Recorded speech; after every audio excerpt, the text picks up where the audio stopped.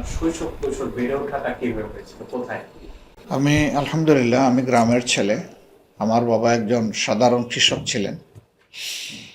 গ্রামের মক্তবে প্রথমে আমার পড়ালেখা শুরু।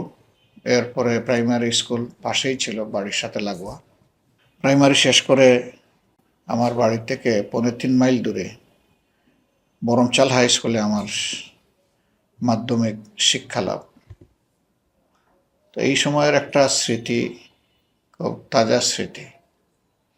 আমরা সবাই জানি যে স্বাধীনতা উত্তর বাংলাদেশে রক্ষী বাহিনী নামে একটা বাহিনী ছিল। সেই বাহিনী যখন তখন যার তার উপরে তাদের ইচ্ছা মতো অপারেশন চালাতো। তারা আমাদের গ্রামে এসেছে একটা অপারেশন করার জন্য, এরকম এটা একেবারেই আমার জানা ছিল না। তো একটা বাড়িতে তারা ঢুকেছে, সেই বাড়ির পাশেই ছিল আমাদের একটা বাগান বাড়ি। আমি সেখান থেকে কাঁঠাল বা এরকম কিছু ফলমূল আনতে গিয়েছি। তো ওইটা আমাদের কাজের সহযোগী যিনি পরিবারের, তার হাতে দিয়ে আমি একটা দা হাতে নিয়ে যাচ্ছি। আমি তখন এসএসসি পরীক্ষার্থীর, সামনে 2.5 মাস বাকি। হঠাৎ করে রক্ষী বাহিনীর দিকে আমার নজর পড়ছে। আমি তো একটু হতচকিত হয়ে গেছি। ওরা আমাকে ডাক দিছে একটু অ্যারোগ্যান্টলি। এটা আবার আমার কিশোর মনে একটু মোচড় দিছে যে এইরকম আমাকে ডাকবে কেন। তারপরেও গেছি, ওদের ডাক তো শুনতে হবে। তো ওরা কিছু একটা বলছে, আমি সরি বলছি যে আমিও পারো। আর কোনো কিছুই নাই, সাথে সাথে আমার উপরে শুরু হয়ে গেছে। আমি প্রথমে 3-4টা চাবুকের খবর আমার আছে। আমি বুঝছি যে আমার গায়ে চাবুক লাগতেছে, ব্যথা লাগতেছে। এরপরে আমি পড়ে গেছি এবং বেহুশ হয়ে গেছি, আমি আর জানি না। কত সময় পরে আমার হুঁশ ফিরেছে, তখন তো আমার হাতে ঘড়ি নেই, আমি বলতেও পারবো না। আমি আমাকে রক্তাক্ত অবস্থায় দেখি এবং মাটিতে পড়া অবস্থায় দেখি। ইতিমধ্যে আরেকটা দৃশ্য শুরু হয়ে যায়। গ্রামের মানুষের মধ্যে জানাজানি হয়ে যায় যে এইরকম একটা ঘটনা ঘটেছে। গ্রামের মানুষ চতুর্দিক থেকে দেশি অস্ত্রমস্ত্র নিয়ে ওদেরকে ঘেরাও করে ফেলছে। কয়েকশো মানুষ, ওরা ছিল সংখ্যায় বোধহয় 11 জন বা 10 জন। এক পর্যায়ে ওরা চাইছিল যে ফায়ার টায়ার করবে, কিন্তু এত মানুষ দেখে তারা বোধহয় আর সাহস করে নাই। শেষ পর্যন্ত আমাদের ইউনিয়নের চেয়ারম্যানকে ডাকা হলো, উনি আসলেন। তখন তো আর আমাদের এখন যেভাবে হাতে হাতে মোবাইল, সেই যুগ ছিল না। আর একটা ইউনিয়ন হেডকোয়ার্টারে বা গ্রামে তখনকার টেলিগ্রাম সিস্টেমও নাই।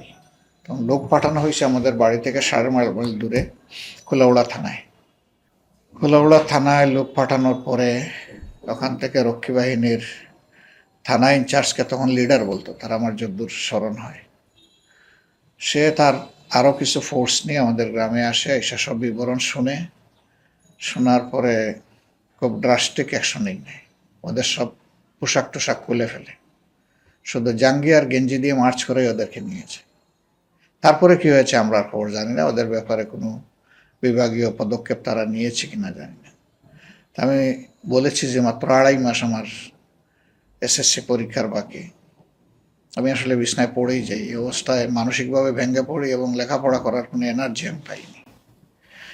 যাই হোক, সবাই আমাকে সাহস দিয়েছে, উৎসাহ দিয়েছে। আমি তাদের কাছে ঋণী, আত্মীয় স্বজন, পরিবেশী সবাই। শেষ পর্যন্ত কোনো স্রোত গিয়ে আমি এসএসসির হলে বসতে পারছিলাম। এই অবস্থায় রেজাল্ট যা হওয়ার তাই হয়েছে। তো সেই রক্ষী বাহিনীর যখন পতন হলো, অর্থাৎ ওই সরকারের পতন হলো, তখনই আমি ওই ব্যথাটা ভুলে যাই। এর আগ পর্যন্ত ওই ব্যথা আমাকে কিন্তু সঙ্গ দিয়ে চলছিল, মানসিকভাবে খুব কষ্ট পেয়েছে। এরকম আরও ছোটোখাটো অনেক স্মৃতি আছে, সব বলার দরকার নাই। তখন একটা বিচারহীনতার সংস্কৃতি ছিল। এই বাহিনী সরকারের ইশারায় যাকে যখন যেভাবে ইচ্ছা তারা শাস্তা করেছে। আলহামদুলিল্লাহ, আল্লাহ তালার মেহেরবানি, আমার মা বাবার দোয়া যে আমি তো বেঁচে গেছি। অনেকে তো এই চাবুকের নিচ থেকে বেঁচে আসেনি। মাঝে মাঝে সেই রক্ষী বাহিনী এখন আবার দেশে ছিল কিনা ভাবতাম এই কিছুদিন আগে, যারা মানুষের উপরে এরকম জ্বালা যন্ত্রণা করেছে।